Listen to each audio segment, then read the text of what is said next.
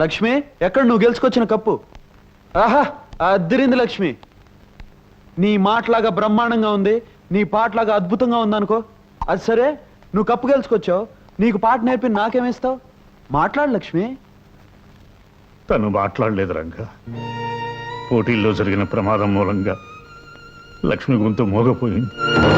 ఏమిటి ఏమిటి మీరనేది?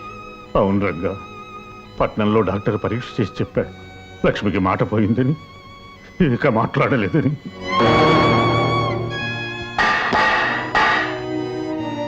ఏమిటి? లక్ష్మికి మాట పోయిందా?